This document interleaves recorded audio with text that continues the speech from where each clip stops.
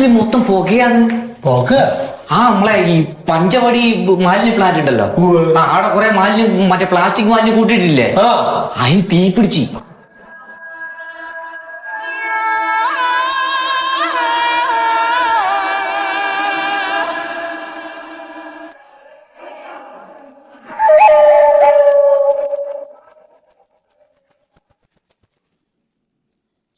രാജോ, ഒരാളെപ്പോലും കാണണല്ലോടാ. ആരെങ്കിലും വരും സാറേ.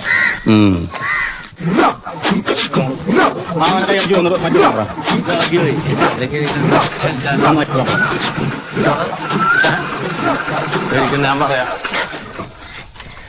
എന്താ സാറേ? അല്ല, താനവിടെ നിൽക്ക്, അയാളാ. താനവിടെ നിൽക്ക്, അയാളാ. എന്താ സാറേ?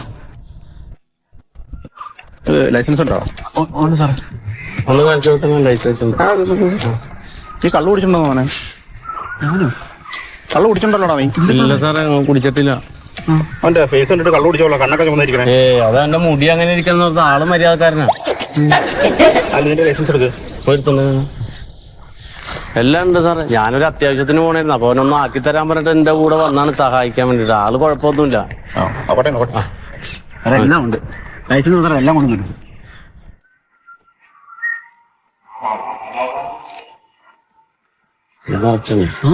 എല്ലാം ഉണ്ട് സാറേ.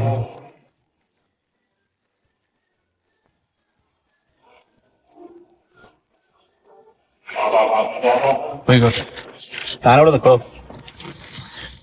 ഇവിടെ പൊല്യൂഷന്റെ പേപ്പർ എന്ത്?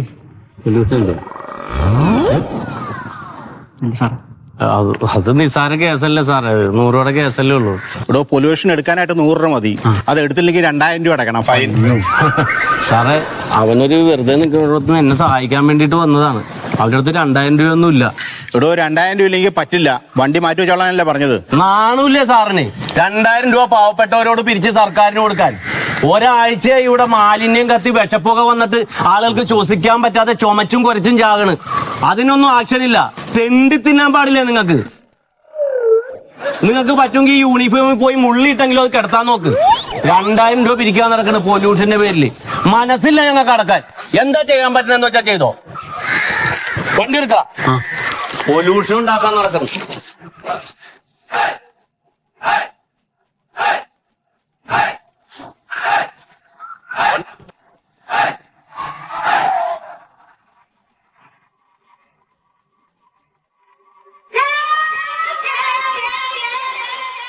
ഇനിമേന് വണ്ടിക്ക് പൊല്യൂഷൻ ചെക്ക് ചെയ്യണ്ട.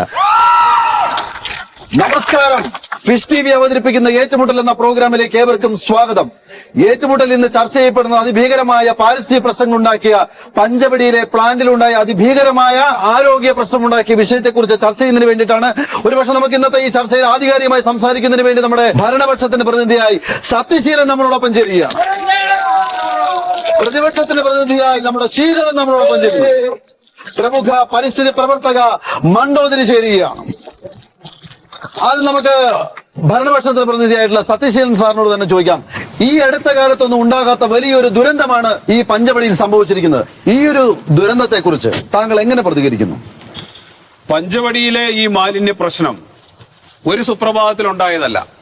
വാർത്തകളും സോഷ്യൽ മീഡിയയിലെല്ലാം പറഞ്ഞു പരത്തുന്നത് ഇത് സർക്കാർ ചെയ്തിട്ടുള്ള എന്തോ വലിയ ഒരു വിപത്താണ് എന്നാണ്. ഞാൻ എന്റെ പേഴ്സണലായിട്ടുള്ള ഒരു അഭിപ്രായം പറയാം. ഈ വീടുകളിൽ ഉണ്ടാകുന്ന മാലിന്യങ്ങൾ നമ്മൾ വീട്ടിൽ തന്നെ സംസ്കരിക്കുന്നതിന് വേണ്ടിയിട്ടുള്ള പദ്ധതികളാണ് സത്യത്തിൽ ആവിഷ്കരിക്കേണ്ടത്. അതിന് അവനവൻ തന്നെ വിചാരിക്കണം.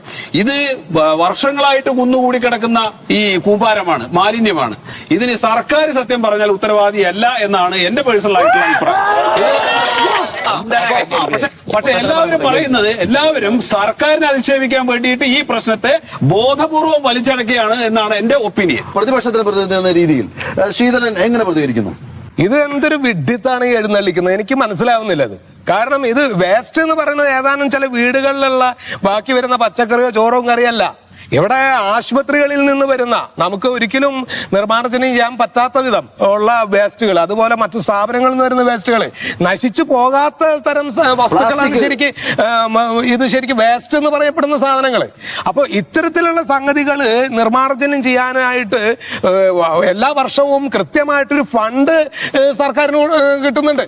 അപ്പൊ ഈ ഫണ്ട് ഈ ഫണ്ട് വേണ്ട രീതിയിൽ വിനിയോഗിച്ച് അത് നിർമ്മാർജ്ജനം ചെയ്യാതെ ഇതിന്റെ ഭാരം മുഴുവൻ പൊതുജനങ്ങളുടെ തലയിലേക്ക് കെട്ടിവെക്കാന്ന് പറയുന്ന ആ ഒരു പ്രവണത ശരിയല്ല.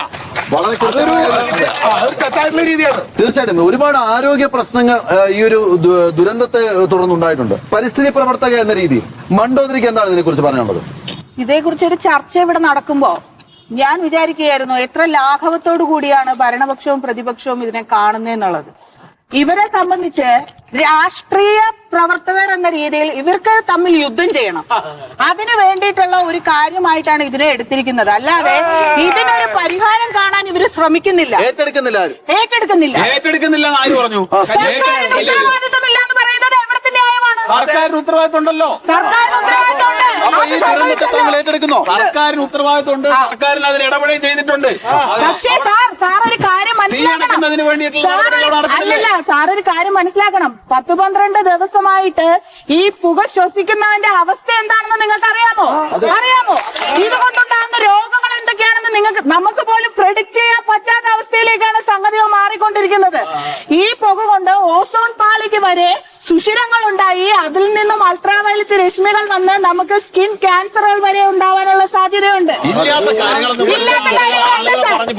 നമ്മൾ മനുഷ്യരെ പറ്റി മാത്രമേ ചിന്തിക്കുന്നുള്ളൂ. ഇവിടുത്തെ പക്ഷികൾ, മറ്റ് മൃഗങ്ങൾ, അവരെ പറ്റി ആരെങ്കിലും ചിന്തിച്ചിട്ടുണ്ടോ? ഉണ്ടോ? അവർക്ക് മര്യാദയ്ക്ക് ശ്വസിക്കാൻ പറ്റുന്നില്ല സാർ.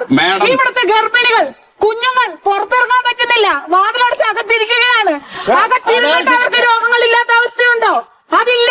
അത് നിങ്ങളെ പോലുള്ള ആളുകൾ പറഞ്ഞു പേടിപ്പിച്ച്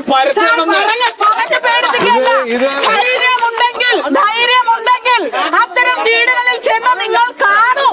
അവരുടെ അവസ്ഥ എന്താണെന്ന് നിങ്ങൾ കാണൂ.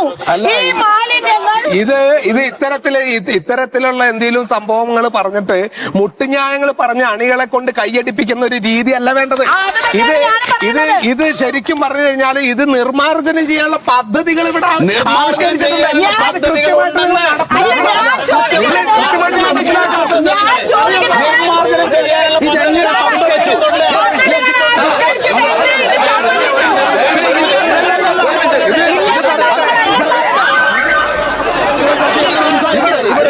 ഈ ദുരന്തം ഉണ്ടാകാനുള്ള കാരണം എന്താണ്? അതിനെക്കുറിച്ച് എന്താണ് പറയാനുള്ളത്? അതല്ലേ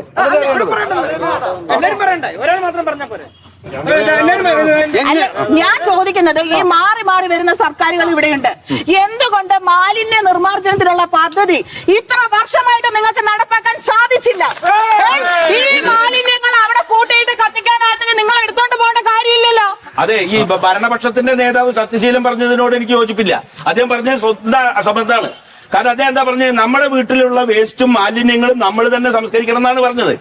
അങ്ങനെയാണെങ്കിൽ പുതിയ ഭരണ സംവിധാന പ്രകാരം സ്ത്രീകൾ നമ്മുടെ വീട്ടിൽ വന്നിട്ട് മാലിന്യങ്ങൾ ശേഖരിച്ചു കൊണ്ടുവന്നുണ്ടല്ലോ.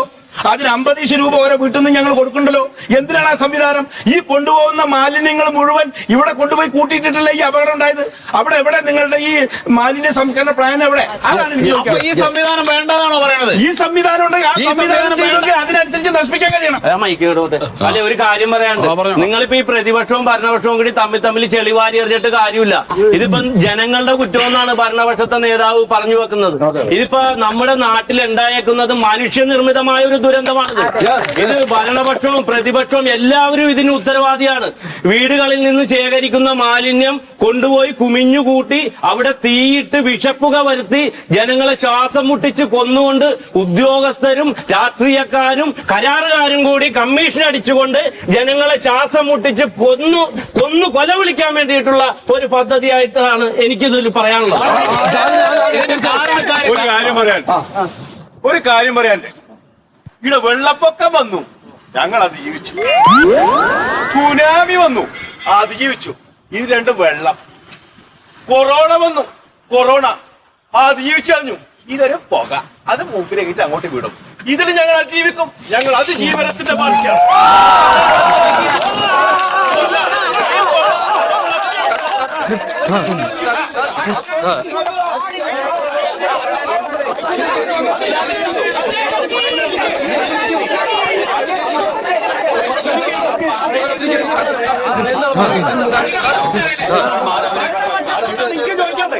ഭരണപക്ഷത്തോടെ അതെ എനിക്ക് ചോദിക്കാനുള്ളത് ഭരണപക്ഷത്തുള്ള ആളോടാ ഈ മാലിന്യ കുമ്പാരത്തിന് തീയിട്ടതാരാ? ആരാ തീയിട്ട്? സർക്കാർ ബോധപൂർവം കത്തിച്ചാടുന്നാണോ നിങ്ങൾ പറയണത്? അല്ല പിന്നെ ആരത് കത്തിച്ചോ അതൊന്ന് പറഞ്ഞിരിക്കും. ആരാ കത്തിച്ചത്? ഞങ്ങൾക്കറിയാമോ? ഞങ്ങളാണോ കത്തിച്ചത്? ഞങ്ങളാണോ അത് കത്തിച്ചത്? അല്ലെങ്കിൽ പിന്നെ ഇടിമിന്നലായിട്ട് കത്തിയായിരിക്കൂല്ലേ? അവിടെ കൂട്ടിയിട്ടിട്ടുള്ള മാലിന്യം സർക്കാർ കൊണ്ടുപോയിട്ടുള്ളതോ അല്ലെങ്കിൽ ജില്ലാ ഭരണകൂടം കൊണ്ടുപോയി നിക്ഷേപിച്ചതോ ഒന്നുമല്ല.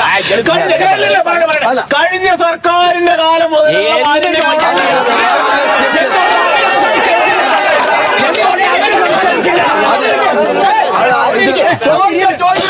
ചോദ്യം ഇതാണ്, ഇതൊക്കെ പറയുന്നതല്ലേ? തീ കൊടുക്കൂ. അല്ല ഇടിമിന്നലേറ്റിട്ട് തീ പിടിച്ചാണോ? അങ്ങനെയാണോ?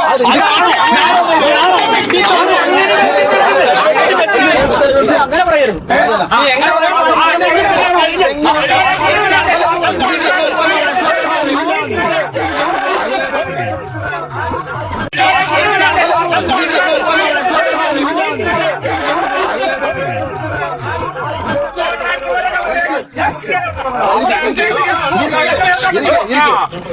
ആര് കത്തിച്ചു? ഇത് ആരാണ് കത്തിച്ചത്? ഇത് കത്തിച്ചത് ആരാണോ ഇനി ആരെങ്കിലും തന്നെ കത്തിയതാണെന്നൊന്നല്ല ഇവിടെ വിഷയം. ഈ കത്താനുള്ള സാഹചര്യം ഒരുക്കേണ്ട കാര്യമില്ലല്ലോ. ഇത് അതാത് വർഷങ്ങളിൽ തന്നെ ഇത് നിർമ്മാർജ്ജനം ചെയ്യാനായിട്ട് വേണ്ട തുക അവിടെ കൊടുക്കുന്നുണ്ട്. ഈ ഇത് സൂര്യതാപം കൊണ്ടോ അല്ലെങ്കിൽ മിന്നലേറ്റിട്ടോ അല്ലെങ്കിൽ ഏതെങ്കിലും തരത്തിലുള്ള റിഫ്ലക്ഷൻ വഴിയോ ഒക്കെ കത്തിയതാവാം. ഇത് എന്റെ സുഹൃത്തെ ഇതൊക്കെ നമ്മള് നിങ്ങൾ ഇപ്പോഴും ഇത് പഠനം നടത്താൻ പോവാന്ന് പറയുന്നതാണ് മനസ്സിലാവാത്തത്. അല്ല ഞാൻ ചോദിക്കുന്നത്, ഇപ്പോഴും സാറ് പറയുന്നു എന്റെ നിങ്ങൾ കത്തിക്കാതിരുന്നത്, ഇവര് ചോദിക്കുന്നു എന്റെ നിങ്ങൾ കത്തിക്കാതിരുന്നത്. എന്ത് ചോദ്യമാണെന്ന് എനിക്ക് മനസ്സിലാവുന്നില്ല. ഇത്രയും വലിയൊരു വിപത്ത് ഈ നാട്ടിൽ ഉണ്ടാവുമ്പോൾ ഇങ്ങനെയാണ് നിങ്ങൾ പെരുമാറുന്നത്. കത്തിക്കാതിരുന്നത് എന്തുകൊണ്ടെന്നല്ല, മുഴുവൻ ഉത്തരവാദിത്വം ഈ ഗവൺമെന്റിന്റെ ആണെന്ന് പറയുന്നിടത്താണ് പ്രശ്നം. നിങ്ങളൊരു കാര്യം മനസ്സിലാണ്, ഈ സ്ഥലത്ത് ജീവിക്കുന്ന ഒരാളാണ് ഞാൻ. അതിനുശേഷം വന്ന് ചുമയാണ് ഈ ചുമച്ചോണ്ടിരിക്കണം ഞാൻ. ഇതിന് പോലും മരുന്ന് കിട്ടിയിട്ടില്ല സാർ, അറിയാമോ? ഇതിനൊരൊറ്റ കാര്യം ഞാൻ പറയട്ടെ, ഈ വക തർക്കങ്ങളെക്കാൾ അപ്പുറത്ത് പ്രധാനമായിട്ട് പറയാനുള്ള ഒരു കാര്യം എന്താ വെച്ചാൽ ഇനി സർക്കാരിന്റെ നിലപാടെന്താണ്? സർക്കാരിന്റെ നിലപാടെന്താണ്? കാരണം ഇത് ഇത്ര ടൺ കണക്കിന് അവിടെ എത്ര ഇപ്പൊ മറ്റേ നമ്മൾ ഈ സുഹൃത്ത് പറഞ്ഞതുപോലെ 4 നില കെട്ടിടത്തിന്റെ ഹൈറ്റില് ഇവിടെ കിടക്കുകയാണ് മാലിന്യങ്ങള്. അത് മാത്രല്ല ഇതിന്റെ ഈ ജീർണിച്ച അവശിഷ്ടങ്ങൾ പോയി ഗ്യാസ് പ്രൊഡ്യൂസ് ചെയ്യുന്ന ഒരു അവസ്ഥയിലേക്കാണ് നിങ്ങൾ ആരും കണ്ണുപൊട്ടന്മാരല്ലോ. സർക്കാർ അവിടെ കാര്യങ്ങൾ ചെയ്യുന്നില്ലേ? ഒന്നും ചെയ്യാതെ മുഴുവൻ സാറേ, ഇത് നമ്മുടെ നാട്ടിലൊരു വ്യവസായ നഗരത്തിലാണ് ഇത്രയും വലിയൊരു ദുരന്തം ഉണ്ടായിട്ടുള്ളത്. വ്യവസായികളും സിനിമാക്കാരും വിദ്യാസമ്പന്നരും ഒക്കെ തിങ്ങിപ്പാർക്കുന്ന ഈ സ്ഥലത്ത് ഇപ്പൊ പ്രതിപക്ഷ നേതാവ് പറഞ്ഞതുപോലെ 50 കോടി രൂപയാണ് ഓരോ സാമ്പത്തിക വർഷം മാലിന്യ സംസ്കരണത്തിനായി നീക്കിവെക്കുന്നത്. ഈ പ്ലാന്റ് എന്ന് നിങ്ങൾ പറയുന്നത് പ്ലാന്റ് ഒന്നുമില്ല. അവിടെ ഒരു കോമ്പൗണ്ടിൽ ഒരു തുരുമ്പ് പിടിച്ച ഷെഡ് മാത്രം, ഒരു യന്ത്ര സാമഗ്രികളോ ശാസ്ത്രീയമായി അത് സംസ്കരിക്കാനുള്ള ഒരു സംവിധാനം ഇല്ലാത്ത ഒരു പറമ്പിൽ കൊണ്ടുവന്ന് ഡംപ് ചെയ്തിട്ടിരിക്കുന്ന മാലിന്യത്തെയാണ് നിങ്ങൾ മാലിന്യ പ്ലാന്റ് എന്ന് പറയുന്നത്. 1 രൂപയുടെ തീപ്പെട്ടി ഉപയോഗിച്ചുകൊണ്ടാണ് ഇവരിത് സംസ്കരിക്കുന്നത്.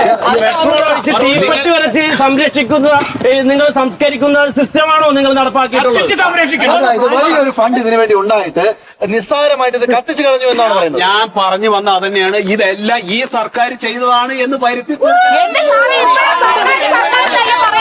ചെയ്യരുത്. എന്തിനു മുമ്പും സർക്കാരുകൾ ഉണ്ടായിട്ടില്ലേ?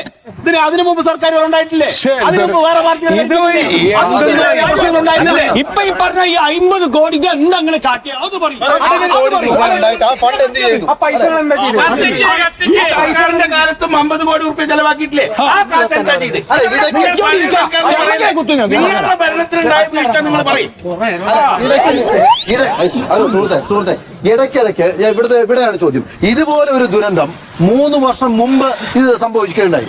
അപ്പോൾ അടിക്കടിക്ക് ഇതുപോലുള്ള പാരിസ്ഥിതിക ദുരന്തങ്ങൾ ഉണ്ടാകുന്നു. ഇതിന്റെ പിന്നിലുണ്ടായ കാരണത്തെ കുറിച്ചാണ് വേണ്ടത്. ഇപ്പൊ ഉണ്ടായിട്ടുള്ള ദുരന്തത്തെ പറ്റി സംസാരിക്കാൻ വേണ്ടിയിട്ട് അതിന്റെ കാരണങ്ങൾ വിശദീകരിക്കാൻ വേണ്ടിയിട്ട് ഞാൻ നോക്കുമ്പോ നിങ്ങൾ ഒരാളും എന്നെ പറയാൻ സമ്മതിക്കുന്നില്ല. 2-3 വർഷം കഴിഞ്ഞ സർക്കാരിന്റെ ഭരണകാലത്തുണ്ടായിട്ടുള്ള തീപിടുത്തത്തിന്റെ കാര്യം എന്താന്നുള്ളത് എന്നോട് ചോദിച്ചാൽ എനിക്കറിയാൻ വയ്യ. അത് ഏറ്റവും കൂടുതൽ പറയാൻ പറ്റുന്നത് ശീതളനാണ്. അത് ശീതളൻ വിശദീകരിക്കും.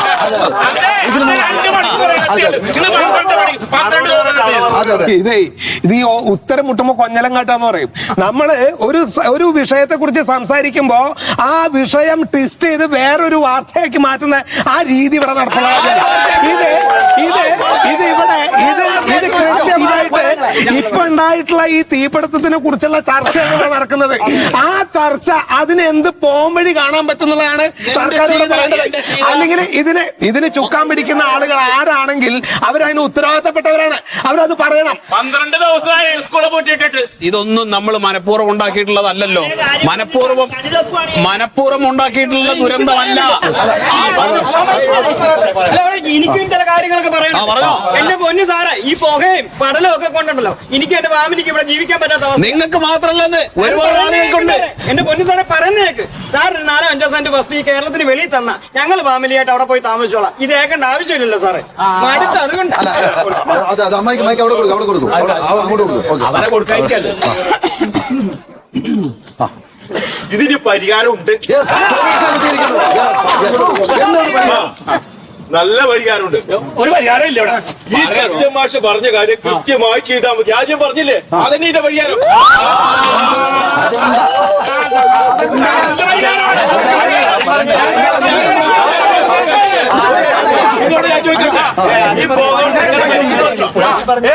നിങ്ങളെ വീട്ടിൽ അടുപ്പ് പോകുന്നില്ലേ? എല്ലാ ദിവസവും ഒരു പരീക്ഷ.